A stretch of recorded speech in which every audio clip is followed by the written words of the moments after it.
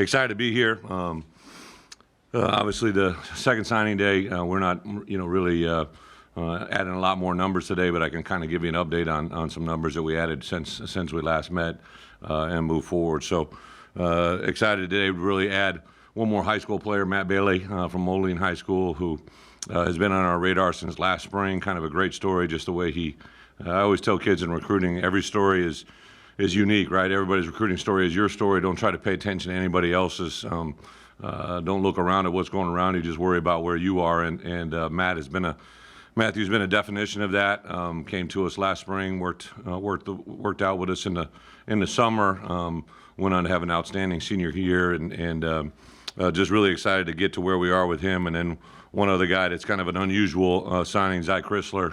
Zy was a guy that we became aware of last year during our bye week. I was in Mississippi Gulf Coast recruiting a pool of people that were available to sign that year, and it became clear into my film study that Zy, who was on the field to get evaluated, was very impressed with who he was putting him down on a list to get recruited next year, but just through some inquiry and conversations found out that he was a full qualifier out of high school.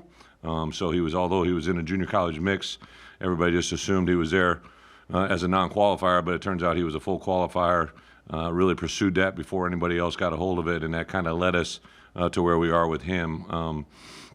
We got him in the middle of the winter cycle, during the winter break when our players are there, got him on campus and got him enrolled. That's why he didn't have an official signing, because he was a full qualifier at high school, went to Mississippi Gulf Coast, and then we worked him into the university here and had him admitted and started classes that first week. So that's how he kind of attritioned in. I know a lot of you are probably trying to figure that out, but an outstanding young man, very excited. So I thought I'd show you guys kind of like we did. Won't be as long as last time. I know we had a lot of players to go through last time, but first with Matthew. So the part that I'm really intrigued with Matt is you see him walk up here and you're going to see the circle kind of bring him into the line of scrimmage. The one thing Matt does is he has a lot of versatility. I don't know if he's going to play on the back end. I don't know if he's going to play in here. Eventually he may be an outside linebacker type. I think he has a wide receiver traits. He also has possibility of growing into the ability of being actually a tight end as well, right? So I kind of gave you 4 different clips here of him being just a very productive football player. Had all kinds of recognition in his high school as well as his conference. Here you see him coming. He just got an instinct to walk down into it. Has a really good feel for the game. I think as much as he played at a variety of different positions, the versatility, the length, the athleticism, his mental and physical presence just get me excited as a guy that we're excited to add into the program here. So there he was at linebacker. Here's another good example. Here you're going to see he really has some good presence and awareness. You see him pointing in here. One thing that comes out when you're talking to his high school coaches, all the people that competed against him. He's from the Quad City area, which is an area that I obviously grew up in. Just everybody in that community talked about just who he was and what he is and the presence that he brings. So I love the fact you can see him literally talking with communication with his hands, right?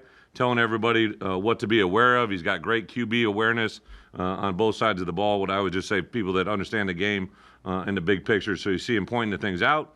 You're going to see him stemming out here right before the snap. We got an extra large width out here to the field. You see him get to the leverage point, get his body in position. I'm sure if this guy took off, he'd have to take him. He reads, reacts, and comes up here and just does to the edge of the defense and just does a nice job of understanding the play overall. Here you're going to see him in the middle of the field playing a safety position. So literally the third position you'll see him play on defense. Here you see him playing over top of number 2. Does a great job of getting his vertical depth, understands, reads, reacts, makes a play on the ball. Really good ball skills in all aspects of the game. Excited to get him in here. Then this last one, this is just as a punt returner, right? So a lot of times, what do you put on as your punt returner? You put your best athlete back there who has great ball skills and great awareness. Here you see him take the ball off the foot, catches the ball literally with a guy on him, on top of him, wasn't deterred, extremely confident in his skill set. Here you see him now continue to do some things after the ball. Just great presence, great awareness. Again, just a guy that I can't wait. This is, for me, right, as the head coach here at Illinois, I said from day one, we're going to recruit the state of Illinois. We're going to bring good football players in here. I don't really care who's recruiting, who's not recruiting. They got to fit the bill for what we are. And really, winding down the recruiting season here, we had set aside a few scholarships for portal players, some guys that we felt that maybe have a little bit more age and experience. But when the opportunity came to grab Matt here at the end, I know Coach Walters went over to the high school. Coach Pat Ryan was heavily involved in staying on top of this during the whole time, talking to his high school coaches in the area. He was a player of the year in the conference, offense, defense, special teams. This is the definition of what we're looking for, right? A guy with length, a guy with athleticism, a guy with great football IQ, an incredible person off the field as well. So really excited to have Matt join us.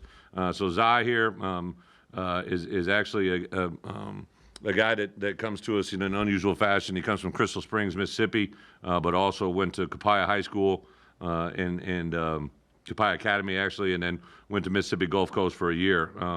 When I went, I always kind of signed that as a head coach, I can only go to a home visit one time, right? As an assistant, they're allowed to go several times. So Saturday night, I went to his hometown, right? And it's the first time this ever happened. There's about 40 people in this little restaurant where we gathered, and the mayor of his hometown was there, right? I've been in his business 15 years as a head coach, almost 30 years as an assistant. I've never met a mayor at a recruiting dinner, all right? So that spoke volumes of, I think, what kind of person we're getting. He's a guy with unbelievable athleticism. Every person that was in that visit Saturday night, whether it was high school basketball coach, his assistant basketball coach, his English teacher, the mayor, all of his family, just talked about what kind of person we're getting here. And what you're going to see is we're also getting a phenomenal big athlete, all right? So here he is at left tackle. He plays a little bit of left and right tackle, extremely athletic. Reminds me a lot of linemen that I saw in the SEC, a big, strong body. You see those, I know they're not little, right? But in proportion, his calves, right? He's got nice, tight, small calves, and he's very athletic, great change of direction, can set down on a heartbeat. And this isn't just average players he's playing against. Mississippi Gulf Coast is known as one of the better JC programs in the country, the people they're playing against. This is what I loved, all right? He actually popped in at right tackle, all right, as well. So he played both left and right tackle. Their left tackle was a player that signed in the SEC. So when he was injured or suspended from a game, Zai popped over at left tackle and was actually as functional, if not even better. So he's got great versatility, playing both left and right. Here you see just his ability. So a lot of times these guys he's going against are smaller, quicker, more nimble athletes. And what you see is he gets engaged. And then most big people, right, when they play, right, big athletes tend to stop their feet when they begin to move or slow their feet down. They can't accelerate. They can't maintain power in transition. And what you see here is he stays on his feet. Even though it's a smaller body, he's got the athleticism to stay on him, stay engaged, and give an opportunity for that running back to get through there and have a scoring opportunity. Like, that's not normal. Most linemen kind of stumble, fall, and maintain. And when you're recruiting big athletes like we're seeing here, right, one of the things you love to watch is what they do after the play, how they chase, how they run, how they stay on their feet, the athletic opportunity that they have, right? So here he is at right tackle again. Again, he clears the path, and then what you're going to see him just take off, run it like he's a very, very athletic big man, all right? He was a guy that at one point weighed over 420 pounds in his life, right? He's down to about 370 that we see on film here, right? And he's just a guy that every time I called Zai, he's in the basketball, playing basketball. He's outside doing something outside. He's not inside on video games. He's always doing something athletically. And here's another great example, right? Nice vertical set. He's got extremely long arms. He's a 6'6", 6'7" guy with equal length. He's really, from an NFL standpoint, his measurables are incredible, all right, what he truly has. So very excited to get Zai into the program. Tank shared with me a story the other day, right? So he was in one of his first conditioning sessions, and he's a big guy, right? I can understand that as well, right? Sometimes things don't come easy. So he was doing a little bit of prowler work and wasn't able to finish what he needed to get done. So he dismissed the group, and Zai went in, got a drink of water, did a U-turn, came back out, and told Tank, let's go get that work, right? Let's finish what I wasn't able to get done. So a guy that is extremely talented, very athletic, and excited to get him here. A couple guys I can't show film on, but we added, there's a rule a year ago, 2 years ago, Joe, was it, when we decided as a college football power to let all of us have access to everybody's film, right? So we have access to literally every person's film in college football. So like the PFF world for our portals, we have access to every team, like everybody does, right? So one of the things that is a byproduct of that is when we sign a transfer, we can't use film from other schools. So we gained Tommy DeVito, who obviously is coming to us from Syracuse. You've all been able to see his film, but the last time we get together, I couldn't talk about Tommy. You can't really talk about transfers until they've matriculated into your program and started classes. So Tommy's been in our classes from the get-go. Really last fall, during the course of fall, especially when Art became injured and we knew he was going to have surgery with the departure of BP. We were really low on veteran, experienced quarterbacks. So we were looking for an ideal guy to have a one-for-one, a guy that we felt could come in and give us depth. He's not the same eligibility factor as Art. He's not the same eligibility factor as anybody else in our program. And then, of course, we're having Donovan Leary come in. So I was really excited when I came across Tommy's film. Came from a high school program, Bergen Catholic, that is a phenomenal program, was very well known. And Tommy, when I watched his film, just was excited about his arm talent, his ability to be on the field. But then when you meet him, he's a guy, I'm sure that you guys have seen the videos, doesn't really lack confidence, very proud to be from North Jersey, and everything from A to Z. When I went into his home and met with him and his parents, just was very impressed with his demeanor and been a great addition. I know from our guys, we haven't been able to watch him throw as coaches, but our players have been having voluntary workout sessions. They're very, very impressed, very complimentary about Tommy and where he is. He actually knew Art from back in the day, and just a lot of good connections as we go forward. And then T-Raw Edwards is a young man that we've joined, who actually comes to us from just outside of Columbus, from Northwestern as a transfer student. And now Tommy was a grad transfer, so he comes in as a grad transfer, immediately eligible to play. T-Raw obviously had spent a couple years at Northwestern and joins us now as a pure portal transfer. So he came in, joined us,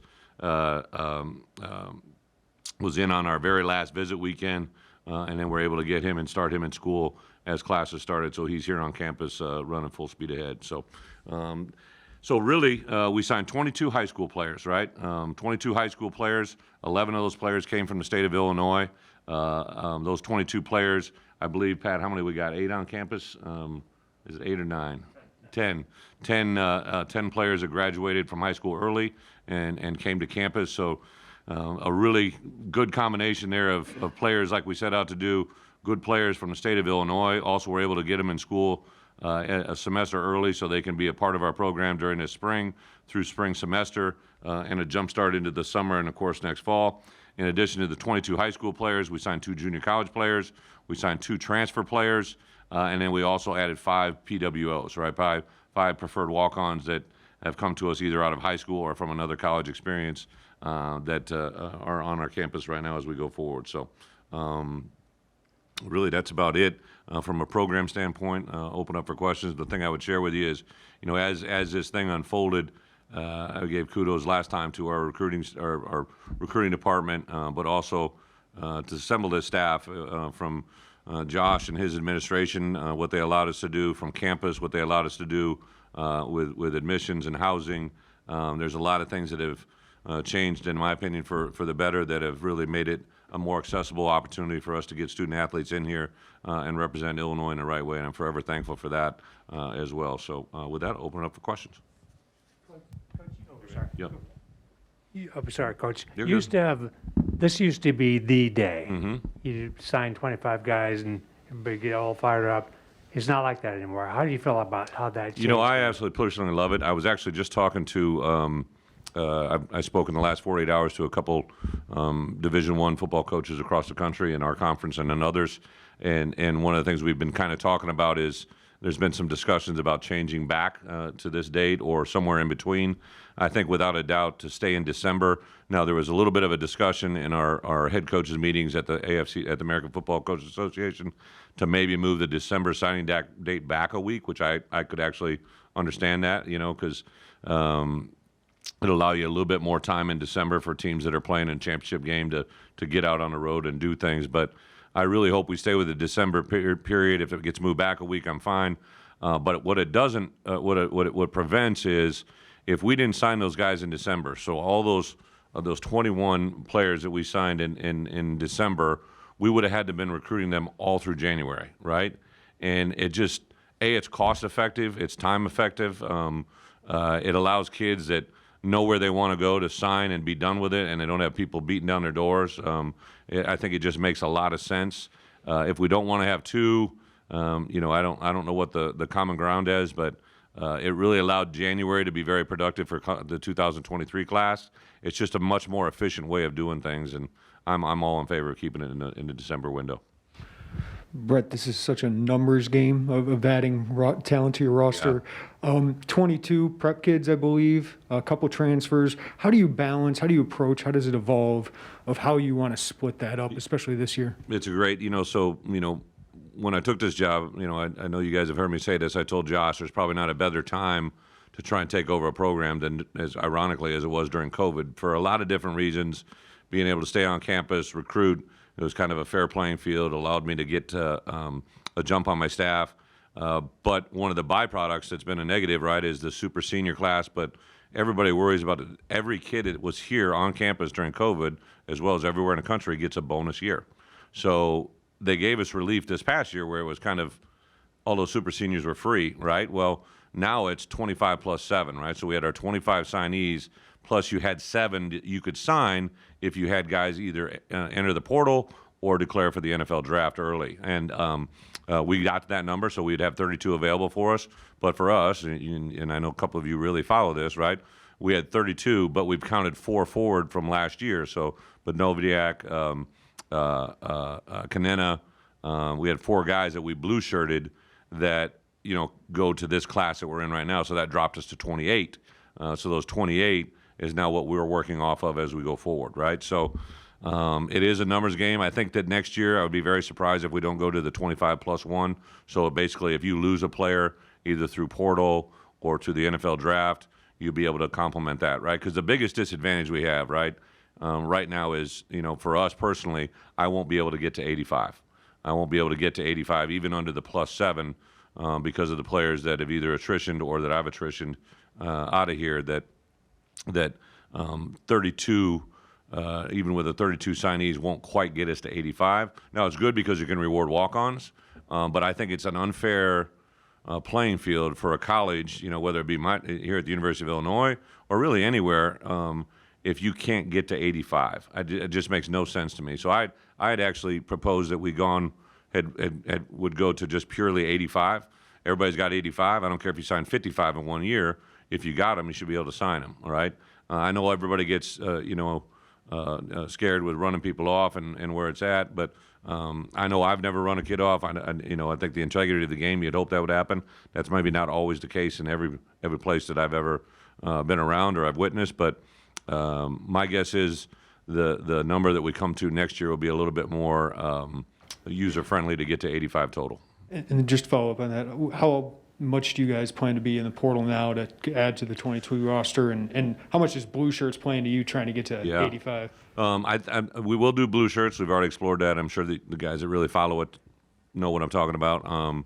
But I do think, today, I had 3 guys that I watched before we came here today that just went in the portal, right? And we're going to always constantly look, for positions of needs. To me, I'm not an overload into the portal, just sell your soul and do all that. I think we're a development program. I think here at Illinois, you want to develop high school players and put them in position.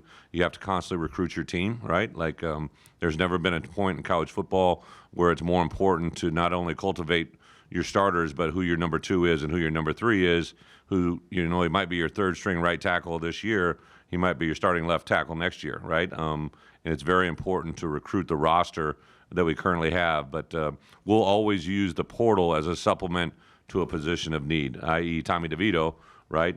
Just because we really lacked a quarterback that had a significant amount of playing experience. If Art, all right, and when he comes back and everything's going great in his recovery, but I couldn't leverage an entire football team under the assumption that I've either got to have a true freshman or sophomore come in and play if Art wasn't ready to go next fall. But all indications are he's going to be, but I didn't want to just have it all hanging on one person. To follow up on that with the portal, we saw like Mel Tucker at Michigan State this year essentially completely rebuild his roster and have a lot of success through the transfer portal with guys like Kenneth Walker. how difficult was it for you to balance, I want to build through the portal and get good really, really quickly, and also developmental program, get the kids, build my roster through the high school talent? I can't count on anybody else. I can comment on Illinois, right? So we say and preach family a lot, right? So I went into that opening team meeting and expressed that I wanted to see, and I have an opportunity for anybody who's in that room to come back. So that probably drove that message more than anything. I think if you're dealing with portals, for me, right, and what we do here at Illinois, if I have a young man walk through that door as a freshman, I think everybody kind of assumes there's going to be a transition, right? He comes in, he's been raised by a certain set of parents or a community or a church or a high school, and there's going to be growth. But when you bring in a player like Tommy, right? Like Tommy comes in, like I did a lot of back end, conversations, a lot of research on him and who he was, and really did my research, because when you bring in a guy with 1 year of eligibility, they better represent what you believe in, because you don't have a lot of time to adapt them. So I think it's important for those portal players to come in and represent what you really believe in, because those younger players are going to automatically look to them and say, oh, that must be what Coach B wants, right? And so for that reason, we're not going wholesale, but I think the byproduct will be pretty good. I think you want to look at this, right? So history repeats itself. I say that all the time. I've done a presentation every recruiting weekend. I talk about it with our players. So the last time Illinois signed 11 players from the state of Illinois was 2003, right? This is the most that we've signed since 2003. 2003 was the birth of the recruiting class of 2007, which was the last last Rose Bowl team that played here. If you go through that 2003 signing class, you look at the players that came from Illinois and were a catalyst to that 2007 team that obviously did some really good things. There's a lot of commonalities to what we're trying to do here, and I don't think Illinois has changed all that much to draw that comparison, right? Which is what I think I'm looking for, and what Josh and I have always talked about: sustained success. I didn't want to have a flash in the pan. I wanted to build something with a great foundation. When you talked about Sean Miller a couple months ago or whatever, you mentioned you had a needed wide receiver, you signed him, you spotted him, you did this. Someone like Matthew Bailey, maybe he's a safety, maybe he's a linebacker, maybe he's a tight end. How do you approach that with a class of some guys are slotted, some guys are athletes, and we'll figure it out? Yeah, it's Robert. It's really just kind of like you said. So we went in to last year with a number that we knew we had, right? Didn't know how the year was going to pan out as far as if we were going to have transfers or numbers that would adjust. So we kind of had a set number of, this is the number of wide receivers, right? And to be honest, that number was 3. We ended up going to 4 because of who we could get our hands on, right? I think there's a certain element, especially here during the infancy of our program, that you got to take good players you feel fit your program, and you might have to skew your numbers a little bit here and there. I had intended to only take 4 high school offensive linemen, but when Mountis came and had the opportunity to join us, I jumped it to 5 because I thought we needed another high school development tackle that has great length and good power and a good skill set. And there's all the way around. The first time I watched James Kreutz, like he didn't fit our numbers, right? But the more I watched him, the more I talked to Coach Holisek, and the more I talked to the coaches that competed against him, I'm like, I need James Kreutz in my program, right? Even though his numbers didn't fit, that young man fit everything that we embody. And I'm convinced of that more now than ever after being in his home and being around his parents. It was kind of cool, obviously, because we have Josh here, right? And weren't able to recruit him that way. So I think as a head coach, you always got to be aware of when you got a player that really fits what your DNA is.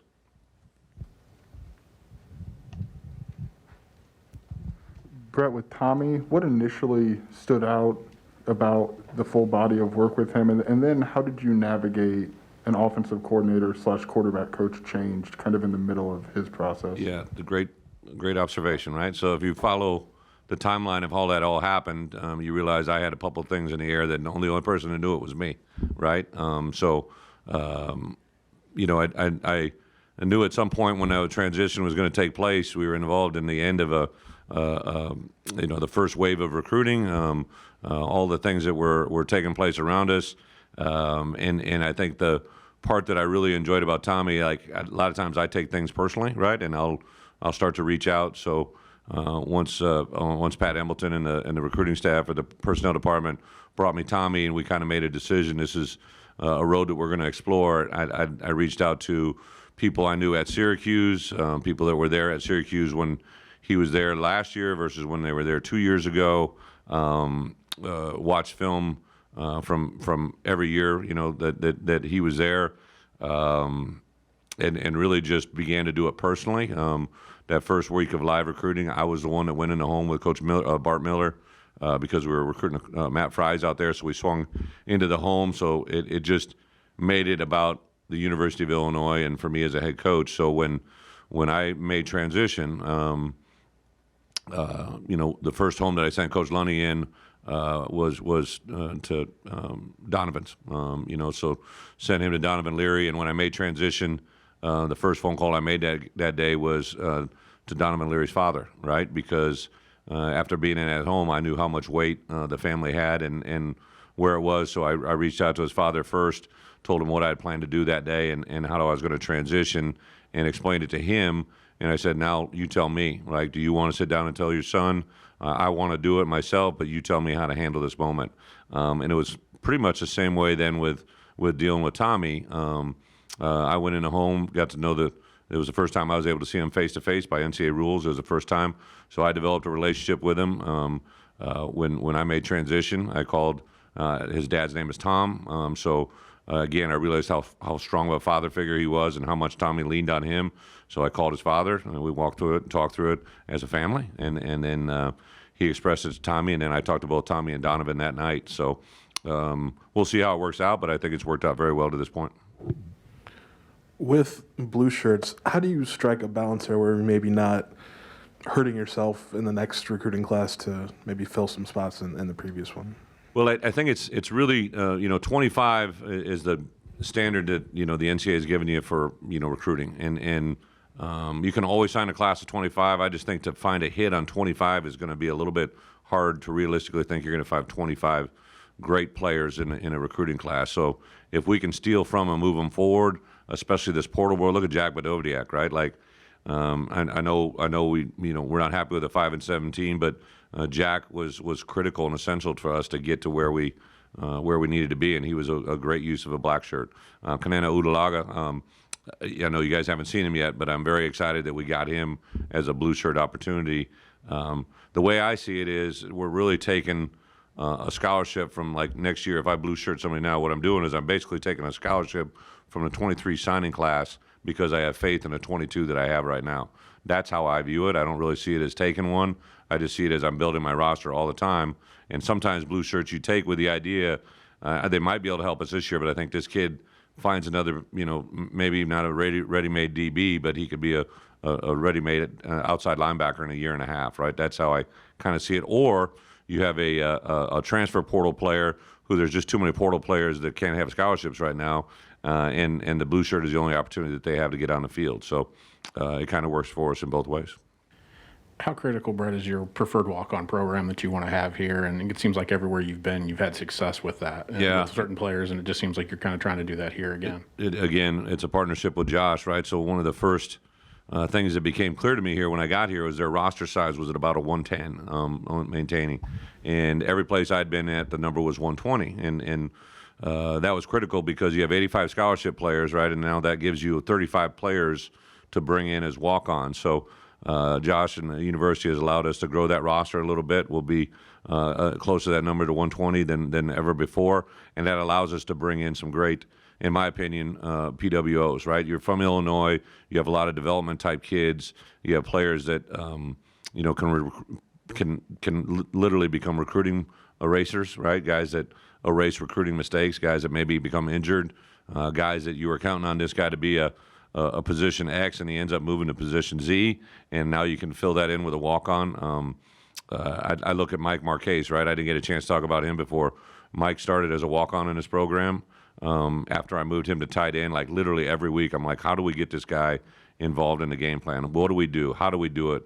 There's a play against Penn State where he's lined up at fullback. He played fullback for 2 weeks, and he takes a very, very good football player and blocks him 5 yards past the line of scrimmage, and his excitement and anticipation of that play was infectious to everybody else. So, and then, we designed certain plays later on in the year. Everything good happens when Mike was on the field. So that's when we made an appeal to the NCAA, and now I've got Mike back for another year because he basically missed 4 games during that COVID year. No one had asked the question. I just said, well, why can't he redshirt that year, right? Because he had never redshirted. So it led us to the opportunity to bring him back. And we got one more trick up our sleeve that we're trying to work right now, and I think if we get that one, it'll be a double jeopardy good effect. So we're excited. The PWOs, for me, they didn't call me a PWO back then. They called me a walk-on, and I was number 9 on the depth chart. And 2 weeks into it, I was ahead of, I believe, 4 of the 5 guys that I came in with,